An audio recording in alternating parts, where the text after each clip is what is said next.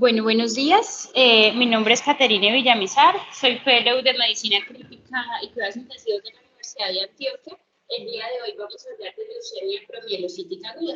Entonces, inicialmente hablaremos pues de la definición de esta patología, la epidemiología, el diagnóstico, el manejo y haremos énfasis en dos de las complicaciones asociadas tanto a la patología como al manejo que se realiza, que son la coagulopatía y el síndrome de diferenciación. Finalmente, pues haré unas conclusiones. Bueno, entonces, las leucemias agudas son neoplasias que surgen de la expresión clonal de células precursoras hematopoyéticas en la médula ósea que han mutado y les ha generado pues una ventaja sobre otras células. Importante tener en cuenta que son células precursoras hematopoyéticas, que es lo que nos va a ayudar a diferenciar una leucemia aguda de un proceso crónico que es más asociado a células pues ya diferenciadas, el proceso crónico. Entonces, estas células precursoras hematopoyéticas van a interferir con la producción normal de otras células y va a conllevar a citopenias. Y las citopenias van a manifestarse de diferentes formas porque se van a comprometer diferentes líneas celulares. Puede presentarse anemia, sangrado, coagulopatía.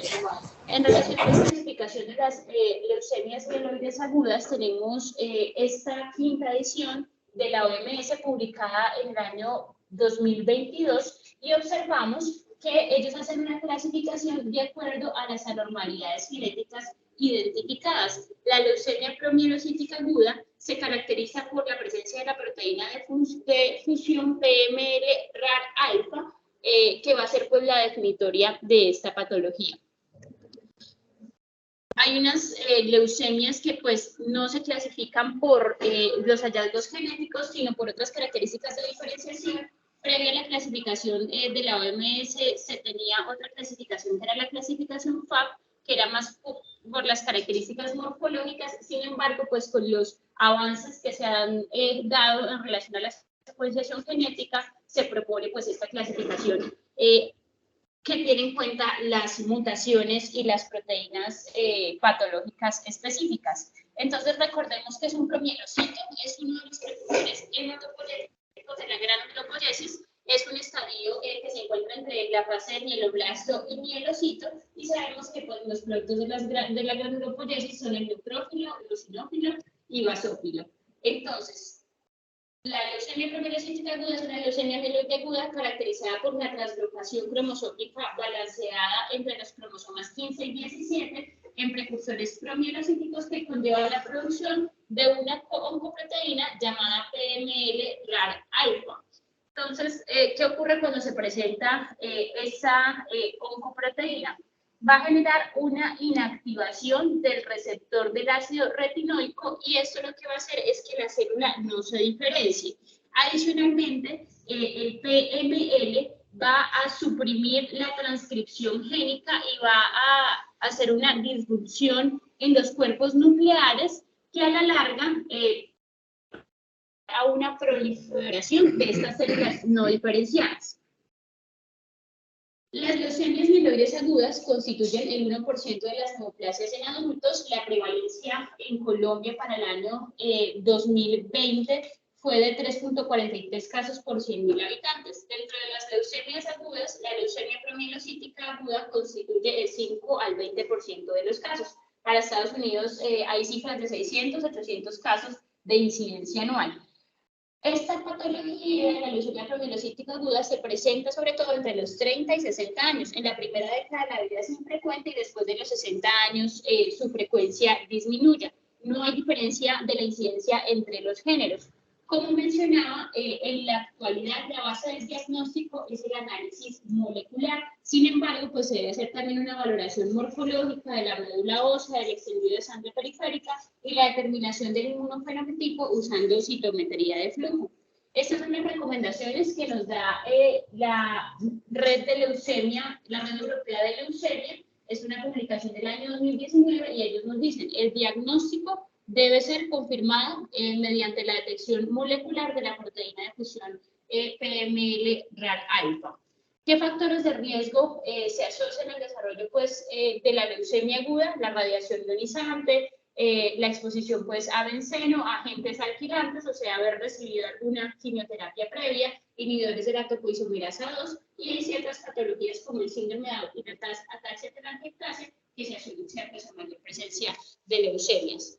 Clínicamente, ¿cómo se presenta entonces la leucemia promielocítica aguda? Con citopenias, como ya he mencionado, y hay un aspecto característico y muy relevante que es la coagulación intravascular diseminada. Estas dos características hacen que la leucemia promielocítica aguda sea una emergencia oncológica. ¿Cómo se clasifica? En relación al riesgo, se clasifica el riesgo bajo, intermedio o alto, de acuerdo al recuento de leucocitos y al recuento de plaquetas. Entonces, cuando el recuento de leucocitos es inferior a 10.000 por microlitro y las plaquetas están superiores a 40.000 por microlitro, se habla de un riesgo bajo.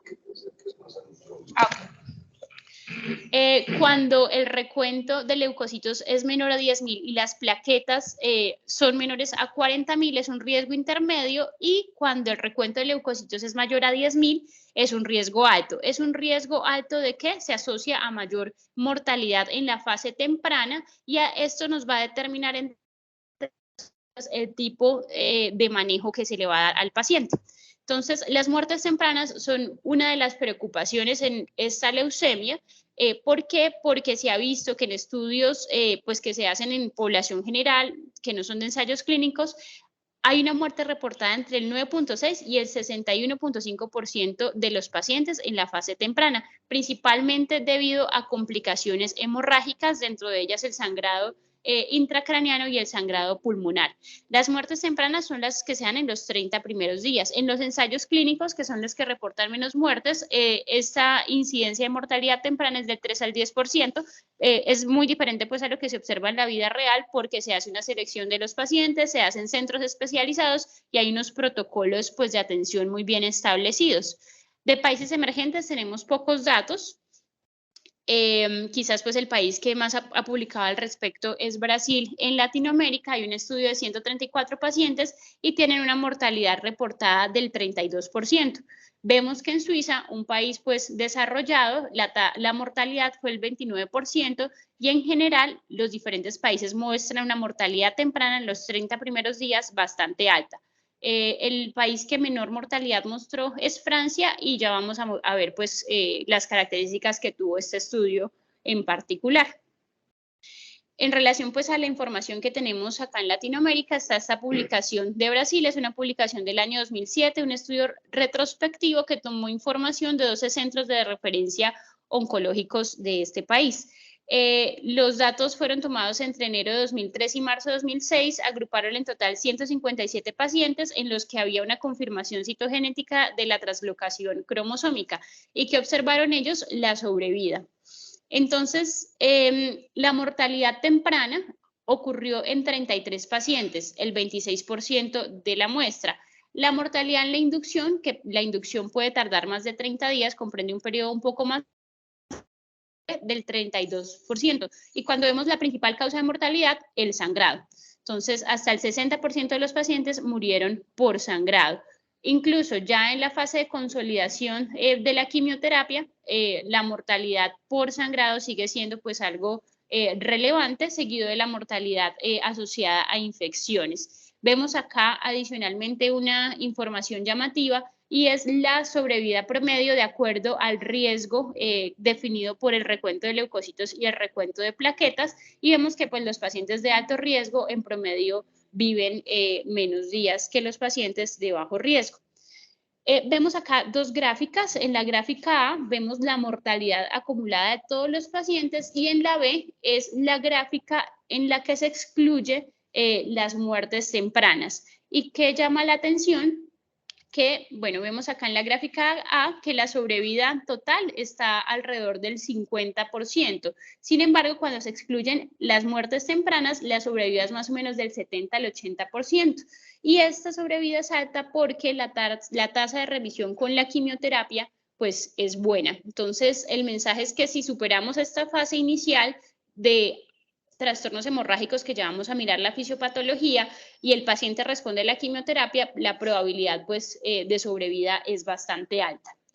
Este es el estudio francés que les mencionaba, fue publicado en el año 2014, un estudio multicéntrico que incluyó 17 centros de Francia, recopiló datos entre diciembre de 2006 y diciembre de 2011, un estudio retrospectivo. En total pues cuenta con información de 399 pacientes que tenían una translocación cromosómica confirmada también por pruebas moleculares. Se miró la sobrevida de los pacientes. Aquí vemos a la izquierda las características. En promedio eran personas de 51 años, mayores de 65 años fue el 26%, mayores de 75 años el 9%, el 51% eran hombres, y vemos que los hospitales de admisión variaron desde centros pues hematológicos especializados en hematología hasta pues centros con atención a diversas patologías.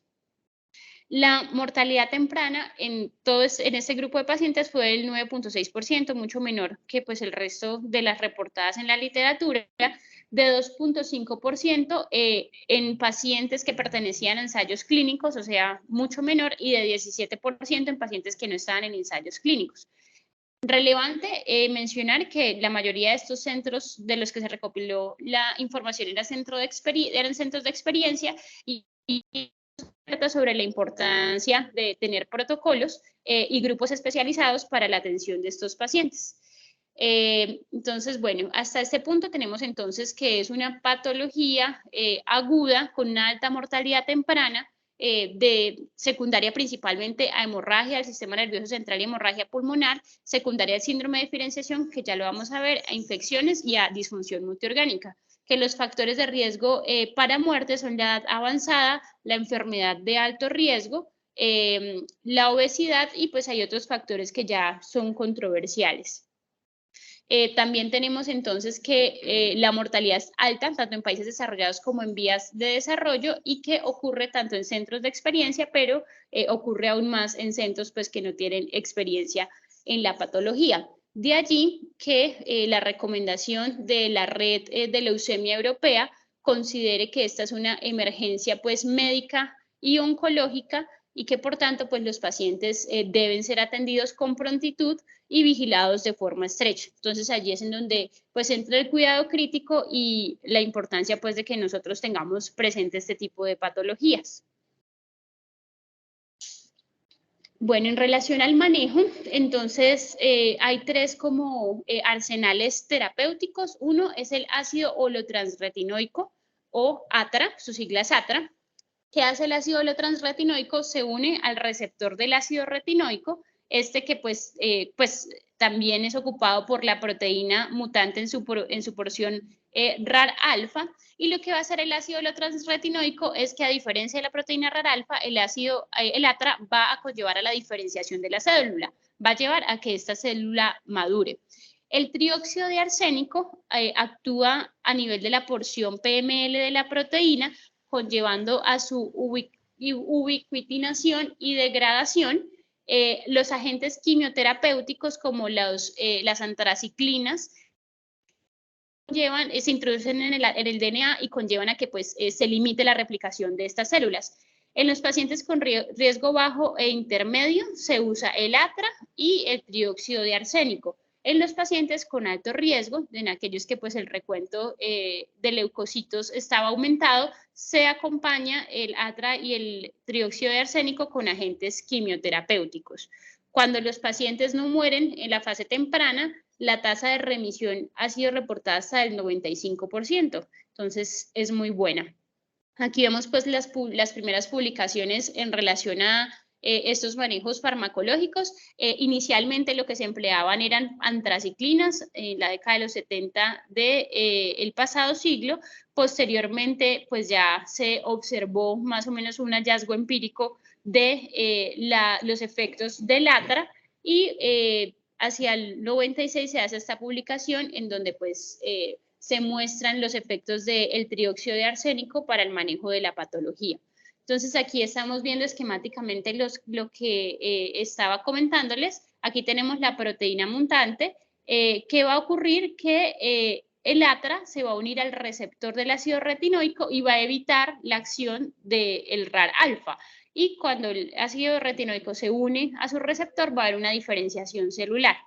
Y por otro lado, el arsénico lo que va a hacer es unirse a la porción PML, va a ubiquitinarse y agregarse la proteína y se va a conllevar a su degradación y a una apoptosis celular.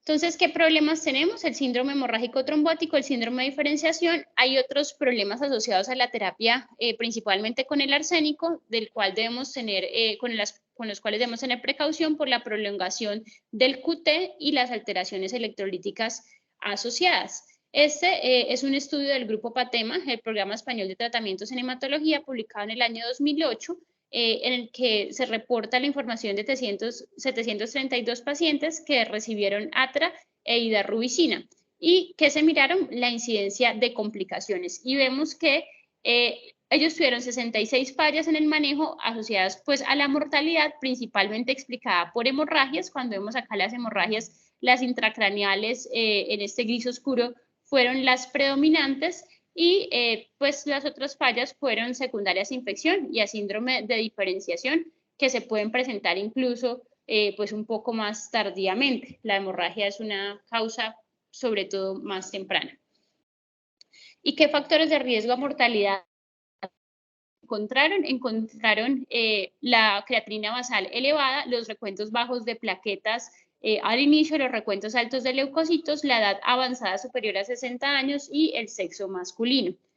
En relación a la coagulopatía, entonces hay que tener en cuenta que las células leucémicas van a activar la coagulación, principalmente porque tienen mayor expresión de factor tisular y del procoagulante oncológico. Asimismo, van a activar la fibrinolisis de una forma primaria y secundaria.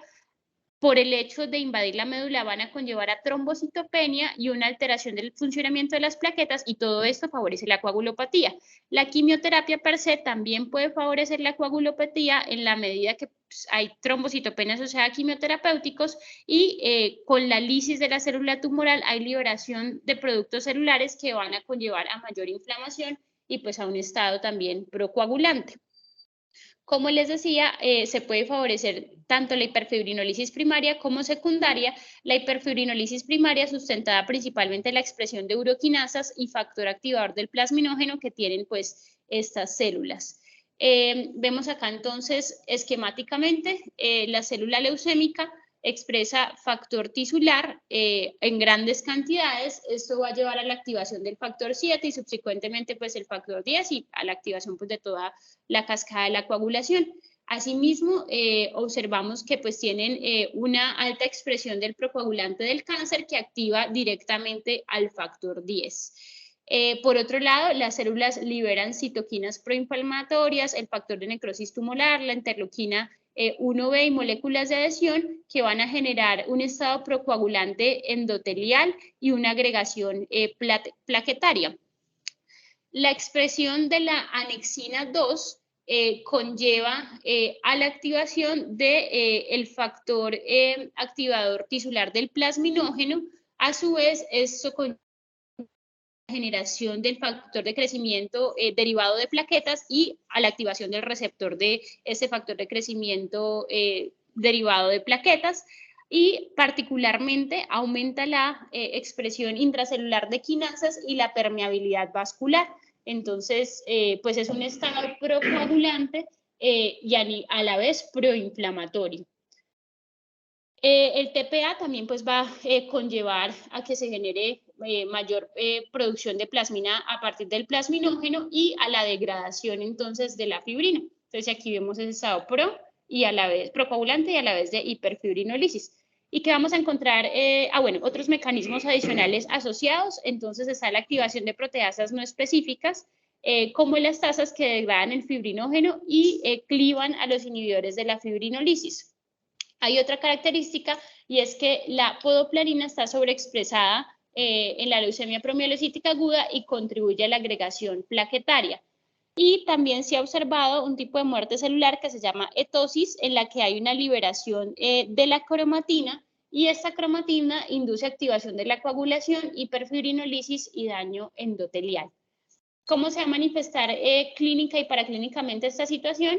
va a haber hipofibrinogenemia, van a haber niveles incrementados de productos de la degradación del fibrinógeno y de la fibrina pues el dímero D, prolongación de los tiempos de coagulación y manifestaciones clínicas de sangrado, siendo pues las más letales la intracraneal y la pulmonar. Que se ha visto que los pacientes, como les mencionaba, con alto recuento de blastos al diagnóstico de edad avanzada, conteo plaquetario bajo y niveles elevados de LDH al inicio van a tener mayor riesgo de hemorragia.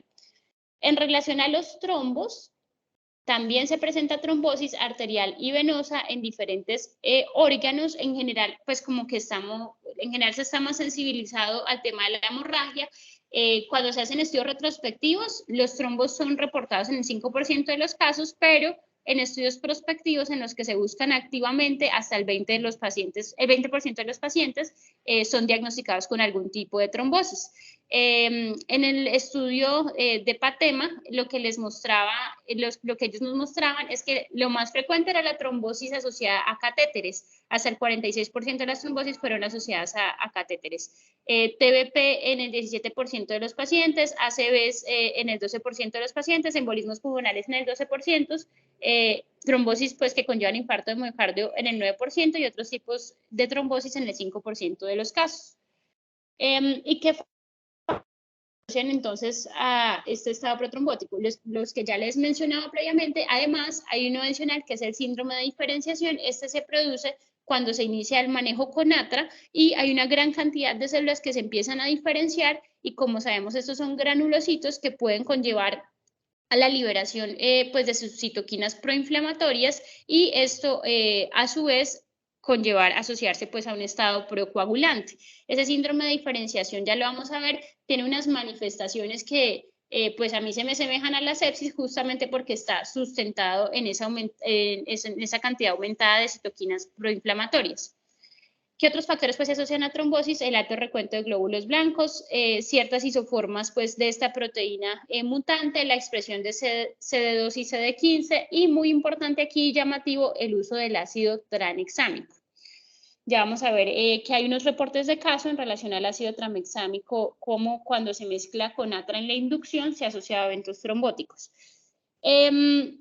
¿Qué nos dice la red europea de leucemia? Ellos nos dicen, ¿qué debemos hacer nosotros? Estar pendientes, hacer una monitorización diaria de fibrinógeno, productos de degradación del fibrinógeno, dímero D, PTT, incluso podría ser más frecuente de acuerdo al estado clínico del paciente y esto se debe hacer hasta que desaparezca la coagulopatía. Si nosotros encontramos una concentración de fibrinógeno disminuida, debe pues hacerse la administración de crioprecipitados. La idea es que el fibrinógeno esté por encima de 100 miligramos por decilitro. Las plaquetas debemos mantenerles por encima de 30 a 50 por microlitro y 50.000 por microlitro y el INR inferior a 1.5. Esas son pues como las metas de manejo. En relación al ácido tranexámico debería evitarse por los reportes de caso que ya les voy a mostrar y no hay una evidencia que muestre que el uso de heparinas o manejo anticoagulante profiláctico pues o impacte favorablemente los desenlaces de sobrevida en la CID asociada a leucemia promielocítica aguda. Se debe evitar los accesos centrales por dos cosas, por el riesgo de sangrado durante su colocación y además por este riesgo trombótico aumentado. Vimos que el 46% de las trombosis era asociada a accesos venosos centrales. Se deben evitar las punciones lumbares y otros procedimientos invasivos. Aquí observamos entonces algunos de los reportes de caso. Este es desde el año 1994. Y vemos que ha llevado incluso pues a tromboembolismos fatales la administración de ácido tranexámico durante la inducción con atra. ¿Qué otras alternativas tenemos? Hay estudios que hablan de la trombomodulina alfa. Este es un estudio retrospectivo en donde se analizó información de diversos hospitales de Georgia y del sur de Carolina. Fue publicado en el año 2014. En total incluye la información de 172 pacientes que pues tenían leucemia promielocítica aguda y a quienes se les había administrado trombomodulina alfa. La dosis era de 380 unidades kilo día se siguieron pues diferentes esquemas de administración, algunos lo iniciaron antes de iniciar el manejo contra la leucemia, o algunos lo hicieron pues ya cuando habían instalado el manejo pues para la leucemia. En total los que lo iniciaron antes de fueron 49 y ya pues durante y continuaron después 113. La duración media de tratamiento pues también fue diferente, fue como muy heterogénea la administración del medicamento. Ellos dividieron los grupos de acuerdo a si se los habían dado en promedio 5 días, de 6 a 7 días o más de 8 días. Y que pues veían ellos que si se iniciaba antes de la quimioterapia y se administraba por más de 8 días, el impacto pues sobre estos marcadores de la CID era mejor. Entonces disminuía pues como estos marcadores asociados a la CID.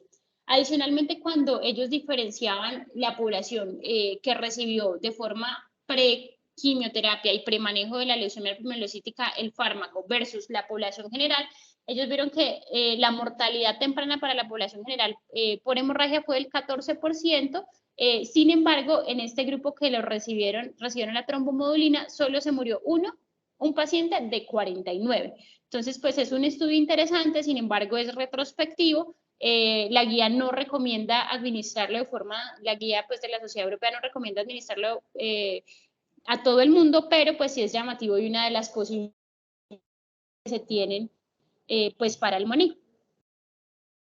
Cuando se presenta la trombosis relacionada con el catéter, ¿qué se debe hacer? Remover el catéter y pues hacer un manejo anticoagulante que debe ser ajustado según el recuento plaquetario del paciente.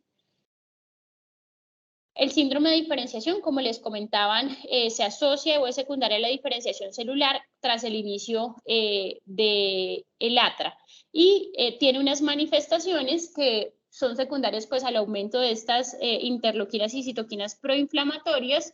Entre ellos pues va a haber mayor fuga a nivel de los capilares y puede presentarse un síndrome de estrés respiratorio, edema pulmonar, puede además cursar con hepatotoxicidad, falla renal, efusión pleural y pericárdica, fiebre, entre otros.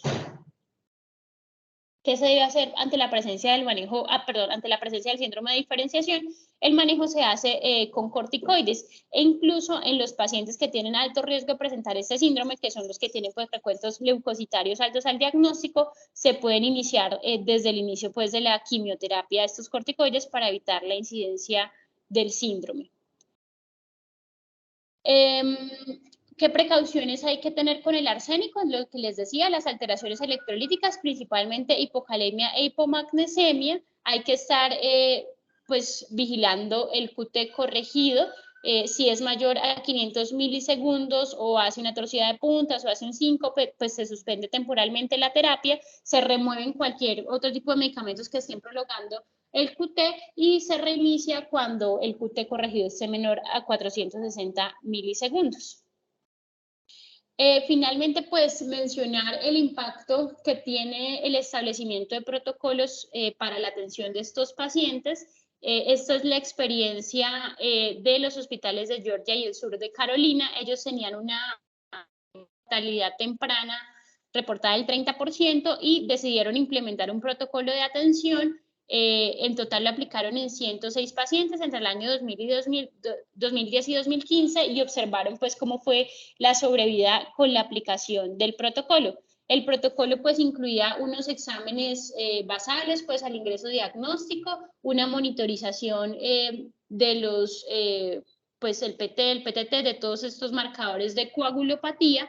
Estandarizaban pues el manejo de acuerdo a los valores de fibrinógeno, recuento plaquetario, etcétera. También ellos pues allí dentro de su protocolo mencionaban otras terapias de soporte y de manejo para el síndrome de diferenciación, manejo pues antibiótico recomendado y un manejo pues quimioterapéutico estandarizado. Tras la aplicación del protocolo, la mortalidad en el grupo de pacientes en los que se aplicó el protocolo fue del 6.6%. En hospitales académicos del 5%, en centros comunitarios del 7%. Entonces, esto nos muestra cómo Si tenemos una alta sensibilidad frente a la patología, diagnosticamos y tratamos tempranamente las alteraciones asociadas, impactamos pues favorablemente la sobrevida de los pacientes. Entonces, en conclusión, la leucemia promielocítica aguda es una entidad clínica poco frecuente con alta mortalidad temprana. La sobrevida libre de recaída tumoral es alta a largo plazo una vez se superan las complicaciones asociadas pues, a su cuadro de presentación y al manejo farmacológico inicial. Debemos hacer una vigilancia estrecha y un manejo oportuno de las complicaciones detectadas. La idea es en lo posible manejar estos pacientes en centros con experiencia que dispongan de todas las herramientas y sensibilizar pues al personal de atención frente a la patología e implementar protocolos de manejo estandarizados que favorezcan la sobrevida de estos pacientes. Muchas gracias, quedo atenta a sus comentarios e inquietudes. Bueno, muy bien, Kate, te felicito, muy buena presentación. Vamos a abrir entonces la posibilidad de que las personas que están conectadas participen, hagan sus preguntas. Si quieren, como ha sido costumbre durante esta presentación en conjunto con el programa de hemato-oncología de la Universidad de Antioquia, empecemos con las consideraciones de la doctora Lina y luego abrimos el micrófono para las otras personas. Lina, si quieres, prende tu micrófono y adelante, por favor. Buenos días para todos. Muchas gracias a Caterine por la presentación. Yo creo que hizo una revisión muy clara y muy ordenada, que es como el tema. Creo que el principal mensaje que queríamos dejarles se cumplió, y es que pues, el paciente con promielocítica aguda es un paciente muy vulnerable, es un paciente muy frágil y que fallece fácilmente.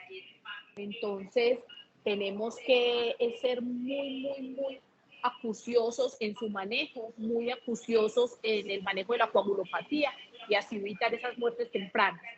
Porque tal y como lo dijo Caterina en su presentación en varias ocasiones, esta leucemia es una leucemia que afortunadamente curamos la mayoría de las veces. Entonces es muy lamentable que un paciente fallezca en los primeros días de manejo, sea que haya ya iniciado inducción, o sea que no haya iniciado inducción, fallezca tempranamente y que no alcance a verse expuesto a la terapia, porque la quimioterapia es muy exitosa y obtiene altas tasas de remisión. Necesitamos mucho de ustedes en el manejo de esta patología, pues porque muchos de los pacientes terminan siendo manejados inicialmente en unidades de cuidado intensivo, en unidades de cuidados especiales y están a cargo de ustedes. Es por eso tan importante como esta sensibilización y que esas metas de tratamiento que nosotros planteamos muchísimas veces en la historia clínica, las metas transfusionales,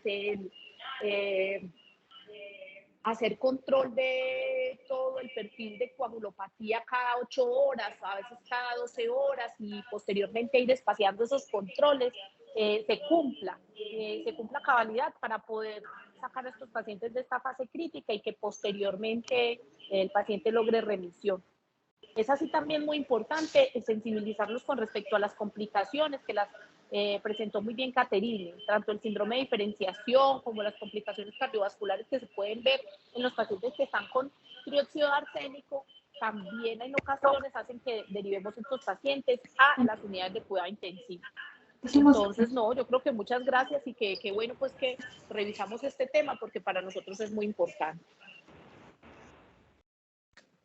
Muy bien, muchísimas gracias, Linita. Yo quisiera hacer un comentario adicional a lo que está diciendo Lina y lo ha dicho durante todo este periodo de inducción, digámoslo así, al manejo del paciente hemato-oncológico en estado crítico. Es que esa sensibilidad, creo yo, y es mi propuesta para ustedes como grupo y para nosotros, que esa sensibilidad sea multidisciplinar, porque yo creo que también el hecho de que se vinculen las personas de urgencias que hagan un diagnóstico temprano, por lo menos una sospecha de diagnóstico, un diagnóstico de trabajo temprano, y que desde el momento mismo en que el paciente acuda a los servicios de urgencia o incluso que los vean en consulta externa, los internistas, estemos vinculados absolutamente todos, incluyendo los intensivistas. Y la otra cosa es que ojalá que este ejercicio tan enriquecedor que hemos hecho durante estos 2 meses se siga haciendo, pero más que estar en actualización sin abandonarla, construir unas vías de atención, digamos, unos protocolos de atención institucionales que vinculen a los programas de formación, tanto en el Hospital Alma Mater como en el Hospital San Vicente, y que se haga una adecuada valoración de manera periódica de la subordinación y la adherencia a esos protocolos, para que mostremos, así como acaba de mostrar Kate, ese cambio en la mortalidad, que es prácticamente una modificación de la enfermedad vista por ese grupo en Norteamérica, que logremos hacer nosotros exactamente lo mismo, que esa subordinación, digamos, esa adherencia al tratamiento resulte en buenos resultados, y que en ese análisis de esos buenos resultados y sus complicaciones estemos siempre vinculados los grupos que somos tratantes, incluyendo hemato-oncología, cuidado crítico y ojalá urgencias. Esa sería como una propuesta final para de verdad sacar centros de excelencia alrededor de este tema.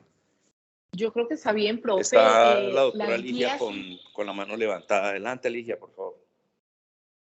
Hola, doctor. Buenos días, ¿cómo están? Yo les quiero hacer una pregunta. Pues, no sé, es una conducta que he visto en otras instituciones, y es, por ejemplo, la de dejar transfusiones plaquetarias programadas, digámoslo, cada 6, cada 8 horas. ¿Qué validez tiene esto? ¿O simplemente estamos continuamente sangrando al paciente y persiguiéndolo de acuerdo a las necesidades? Porque es una duda que siempre se me ha presentado como con muchos de estos pacientes. Gracias. Bueno, a ver, Ligia, yo creo que el manejo de la coagulopatía en cualquier leucemia aguda es un manejo por metas, y eso está claramente establecido en todas las guías. Pero para yo saber que debo llevar al paciente a determinada meta, pues tengo que hacer los controles. Y mira que Caterine puso la parte ahí recortadito de las guías del European Leukemia Net que yo le mandé. Y es muy claro que hay que hacer controles seriados y según los resultados, pues tener unas metas establecidas. De manera que, por lo general, ¿qué dicen las guías? Cuando yo tengo una leucemia aguda no promielocítica y el paciente no está sangrando ni está febril, la meta son 10.000 plaquetas, entonces yo le hago un recuento plaquetario, si está en menos de 10.000 lo transfundo, si está en más de 10.000 pues no. Pero en promielocítica es distinta y los metas son muchísimo más altas. Hay pacientes de alto riesgo a las que les pedimos en promielo que tengan más de 50.000 plaquetas como en el punto más álgido de su coagulopatía, o posteriormente cuando ya venimos controlando la coagulopatía, se las bajamos ese punto de corte un poquito y podemos mantenerlos con más de 30.000 plaquetas. Pero yo no creo que lo hayas visto aquí, supongo que en otras instituciones que dejan plaquetas programadas por horarios, pero nosotros no lo hacemos así, simplemente hacemos la monitorización. Eso sí, cuando el paciente está muy crítico, a veces monitorizamos 3 veces en el día, cada 8 horas, los parámetros, y si de acuerdo a resultados procedemos. Gracias. Gracias, doctora. Yo veo ahí a Rafael, está con la mano levantada. Adelante, Rafael, por favor. Buenos días, profe. Bueno, no.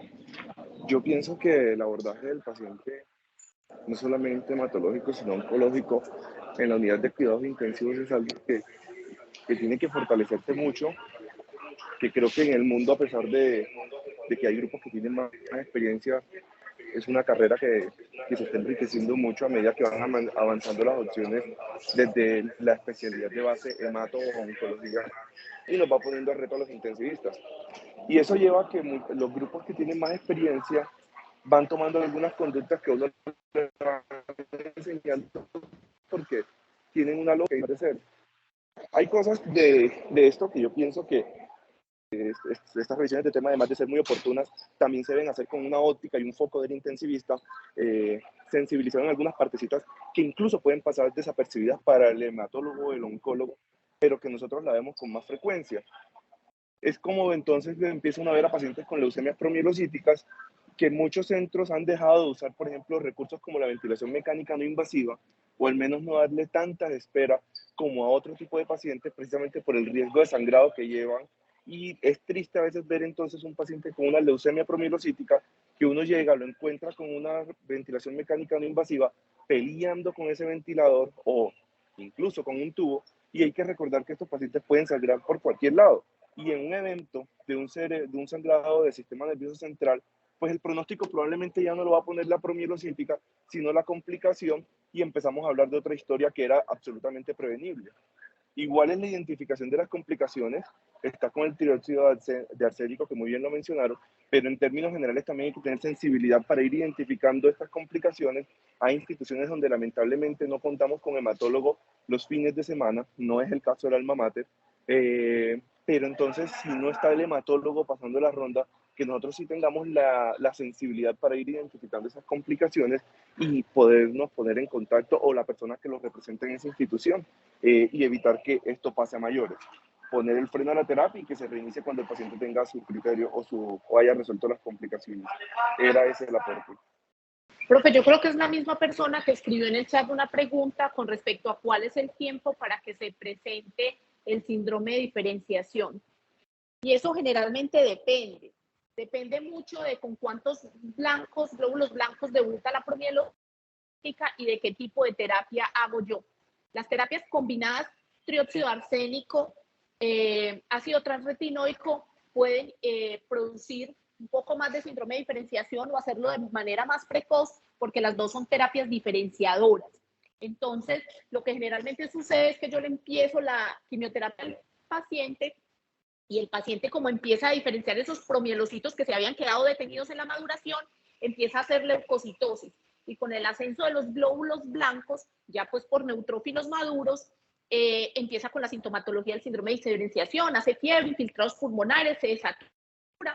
Y entonces ahí nosotros empezamos el manejo, que generalmente es un manejo con dexametasona. Entonces, eso es relativo, a veces lo confunden con procesos infecciosos pulmonares o, como lo dijo Caterine, con CIRS, porque puede parecerse, pero lo más importante es tener el ojo pues como entrenado y el ojo pendiente de que no vaya a ser una diferenciación. Los pacientes que son de alto riesgo, entonces, como son de alto riesgo porque debutan con un recuento de leucocitos incrementados, no les damos ese tipo de terapia, sino que les damos quimioterapia, le damos una antraciclina, que generalmente es hidarubicina. Como con eso hacemos citotoxicidad sobre la médula ósea, como es quimioterapia citotóxica, entonces los glóbulos blancos caen, y entonces esos pacientes, por así decirlo, un poquito más difícil de que hagan síndrome de diferenciación. Incluso la hidarubicina la usamos en aquellos pacientes, por ejemplo, que con atrato hacen recuentos de glóbulos blancos por encima de 30.000 o de 50.000. Profe Lina, tengo una inquietud en relación al uso de corticoides como profilácticos para el síndrome de diferenciación. Si ustedes lo hacen y tiene pues algún impacto. Otras respecto al ácido tranexámico, que pues son llamativos esos reportes de caso, si en general en estos pacientes pues debemos evitarlo y como hasta qué fase. Y otros en relación a la trombomodulina alfa, si tienen alguna experiencia con eso, porque pues también es como un estudio retrospectivo y pues falta como más evidencia según la guía.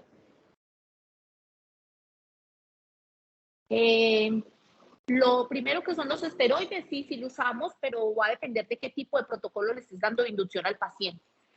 Tratamos de ceñirnos a los protocolos. Si vamos a utilizar el protocolo que venimos utilizando últimamente, que es el PTEMA 2017, en ese protocolo a los pacientes de bajo riesgo intermedio les damos ato y lleva esteroide profiláctico hasta el día 14 de la inducción. Entonces sí lo usamos. Pero va a depender pues como de qué protocolo esté utilizando. Hay grupos muy grandes colaborativos en el mundo que son muy importantes y que han investigado bastante con respecto a promielocítica. Entonces hay protocolos como el AIDA, que es del grupo GIMEMA, que es el grupo italiano. Ahí están los protocolos del PTEMA también. Entonces hay protocolos muy famosos. Entonces depende del hematólogo qué tipo de protocolos le ponga al paciente, si lleva o no lleva esteroides profilácticos. Hay que tratar de adherirse al protocolo que estés usando al 100% y no violarlo. Eso es lo primero.